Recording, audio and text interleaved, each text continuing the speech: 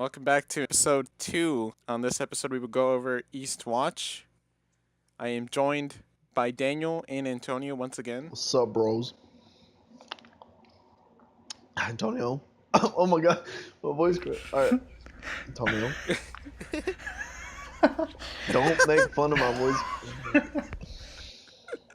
I was drinking, okay? I was drinking a freaking Kool-Aid. You know what? Let's get this episode going. Anyways, oh god.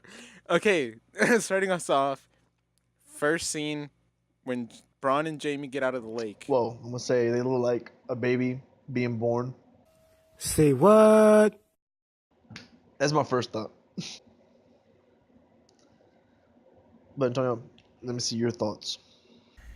It kind of didn't make sense because how did Tyrion or Daenerys not send people to go swim for them or catch them or put people around the lake so whenever they do get out, they get caught?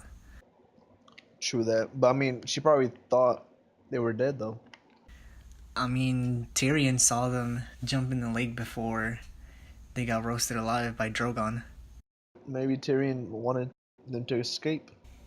No, Tyrion probably would have wanted them captured, because then Why would he want his own brother captured? that way he doesn't Knowing have to that hurt them. Daenerys might torture him or like kill him. Well, no. They're just going to keep him as a prisoner. They could have kept the the general as prisoner, but no. That wasn't the general. I was just a lord. I was just Lord Tarley. But wasn't he the general of their army or what kind of one of their generals? I mean, yeah, but he didn't bend the knee, so. Pues ya ves. Okay, scene 2. Daenerys burns Dickon and Randall Tarley. He should just went to the wall, but then he wanted to be like all that, like, oh, you're not my queen and stuff like that. And then his son getting up to like, oh, you have to kill me too. Like, what? I'd have been like, I would have just dipped. I mean, Tyrion probably thought she was going crazy, but that's what she has to do. She gave him a choice anyways. She said, join me, stay alive, or die. It's kind of like how she told the Masters in season 6 when she's like, you can either live in the new world or die in your old world. Basically like that.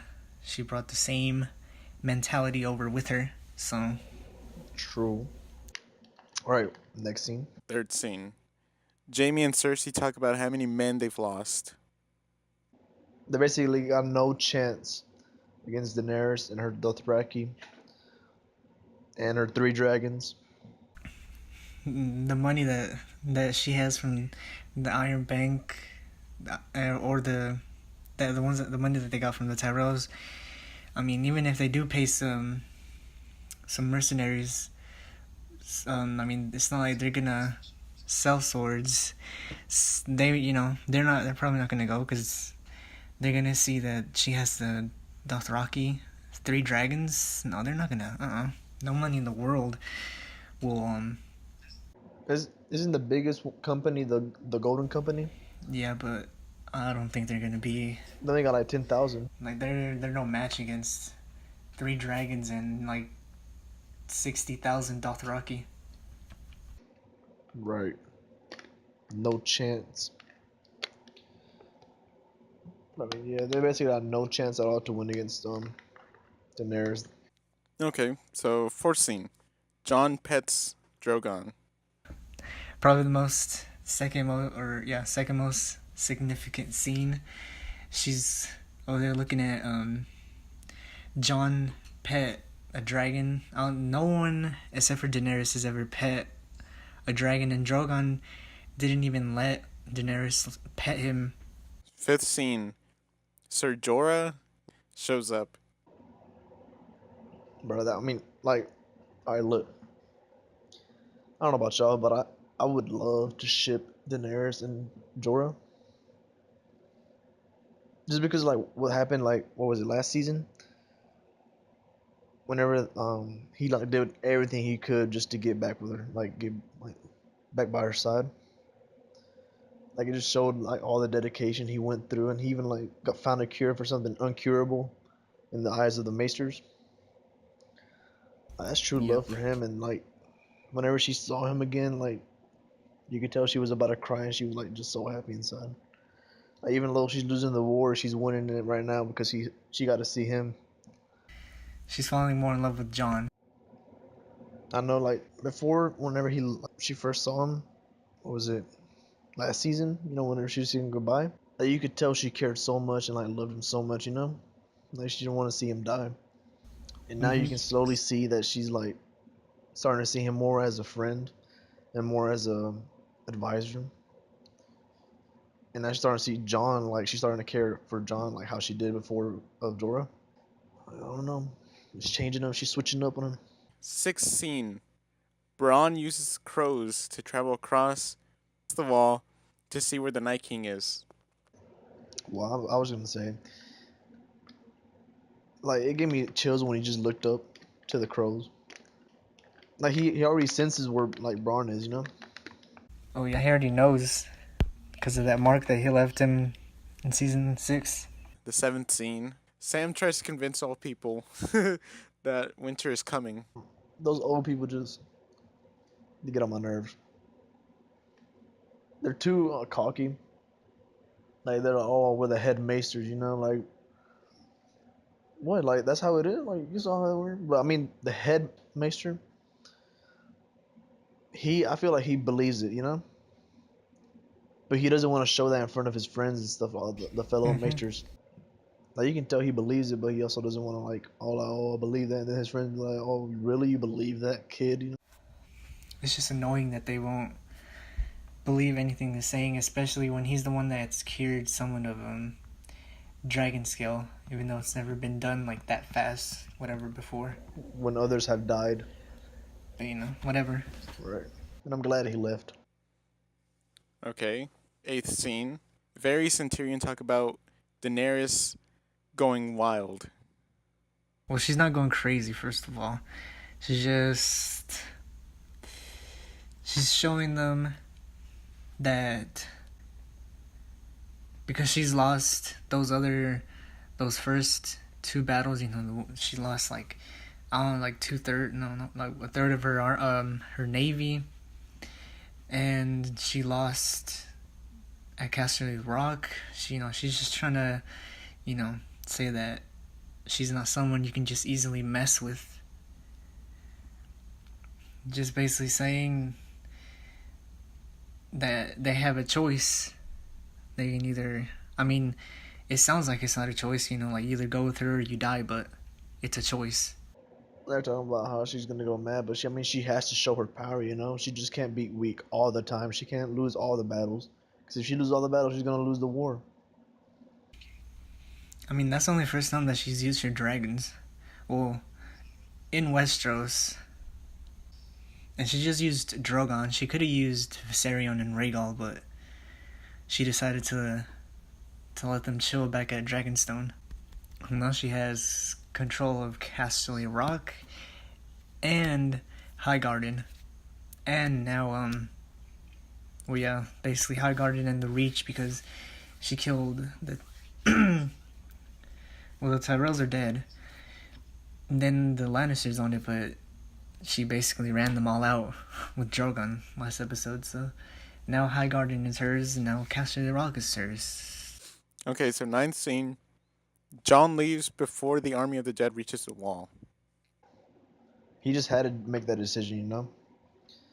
Like that's why he came to get help from Daenerys for his people and to fight the White Walkers.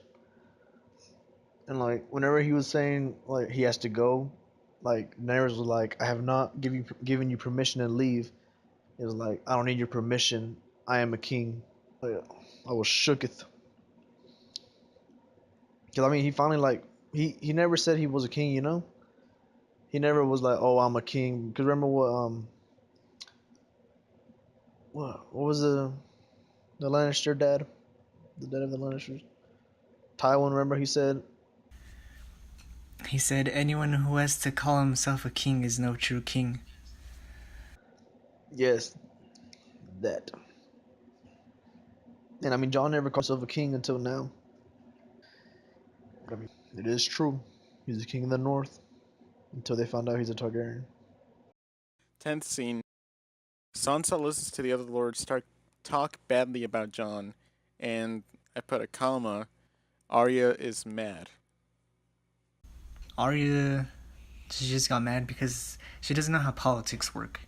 And Sansa has been around so many people that are just brilliant in politics, like Baelish and, well, I'd like to say Cersei, but,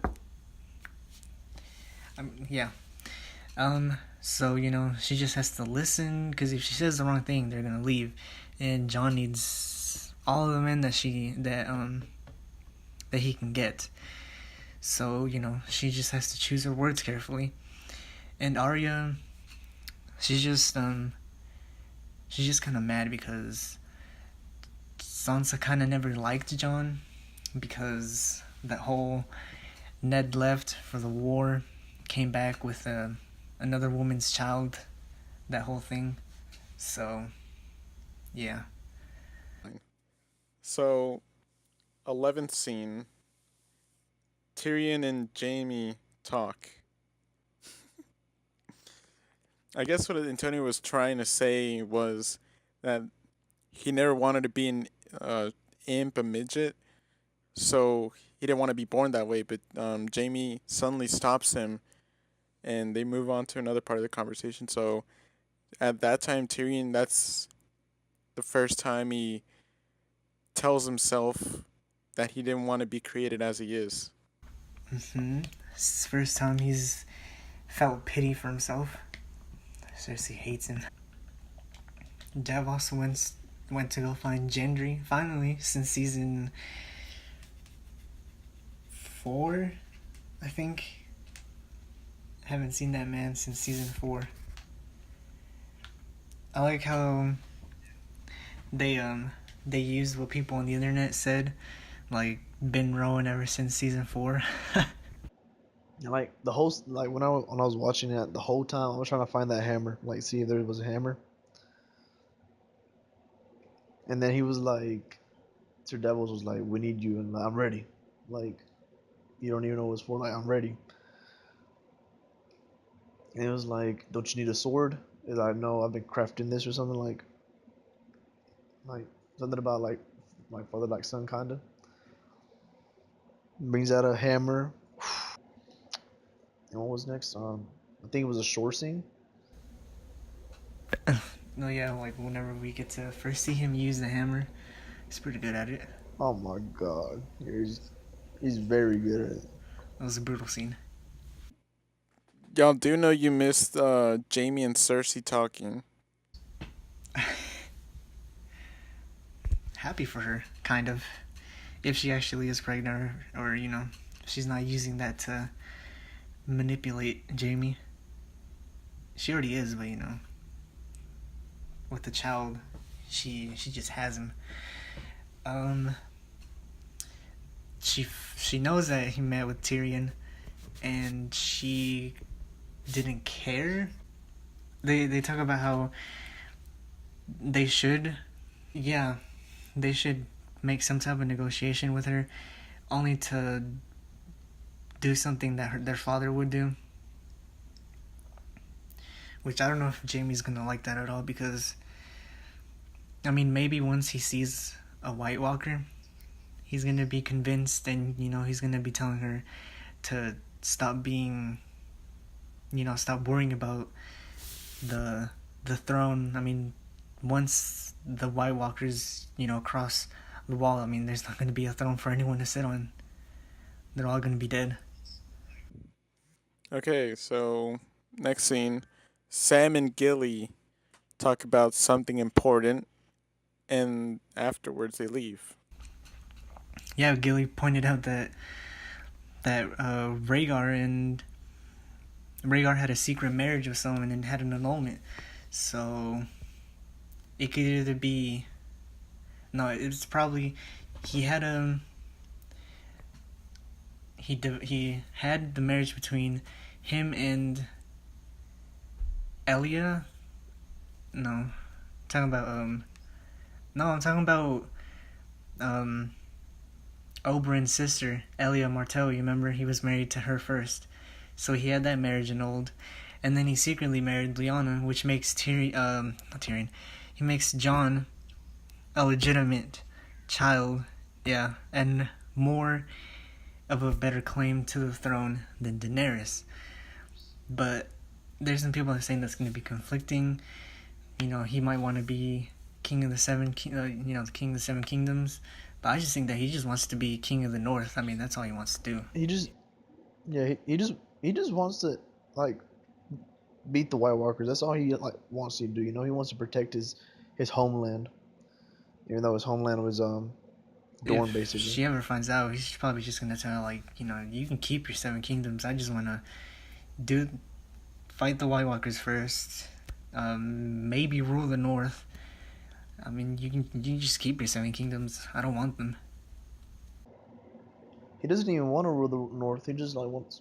They just like he got chose. You know, like he'll basically say that he'll be like, I don't want to sit on the throne. Every last person to sit on the throne has died. And Sam, too busy worrying about something else, didn't notice. I mean, he was just too mad. It's gonna break his heart to know that Jon is friends with the person that murdered his dad and brother. Oh yeah, this is gonna be really awkward. He's gonna be just like, he'll be like, hey Jon, and then be like, I'm so sorry what happened to your dad. Like, what do you mean? Oh, Daenerys kind of burned him. He's gonna be crushed. Not only that he's also Daenerys' nephew. True. Okay. Arya follows Baelish and finds a note. Something importante. Okay, so she follows him into his bedroom, and whenever he leaves, she, breaks in and finds a note under his bed. And that note, or whatever was on that piece of paper, it was all the way back in season 1, where Cersei told Sansa to write down, saying that Robb should come to King's Landing and swore his fealty to King Joffrey because his father, Ned, was a traitor and he was trying to take the crown away from Joffrey, even though, that wasn't true. So she's read the note. She probably thinks that that Sansa was on Cersei and Joffrey's side, but I mean, she doesn't know that Sansa was being told basically that if she doesn't write that letter, that her father's gonna die. So yeah, that was the whole thing with that scene. And then Baelish, as soon as Arya left, creepy as hell, just chilling all the way in the back. But the thing he's doing is he's just trying to separate them. And Arya's just doing all the work for him, basically. Yep. Okay, final talking point. Jon recruits a little army and they go beyond the wall. Lit. I can't wait. One of them is gonna die. That's. I don't know. There's no way. What do you think it's gonna be? Mm, I feel like it's gonna be Gendry. it could be, but I don't think they're just gonna, make everyone wait for like 3 seasons just to bring back a character and kill them the very next episode. Right, but I don't know. But then you see the Hound. It was a picture. You see the Hound swinging Gendry's hammer. He might have dropped it. He Huh? might have dropped it or might have ran back. Maybe it could have been one of those. It might I be feel like one of those one of the Brotherhoods. Lord of Light guys is gonna die. Yeah, like Thoros or Beric. one of because like those dudes are irrelevant, kind of, you know. Mm-hmm. Like, they're just there because they were with the Hound. The Hound, I don't know. I'm starting to like that dude. Like, pretty lit. Okay. Well, thank you, Antonio and Daniel, for joining me You're very welcome. Same. on this exciting episode leading up to winter. Don't say that. Some good references out there. And Thank you for watching. I better come back next episode. It's gonna be lit. It's gonna be White Walkers going everywhere.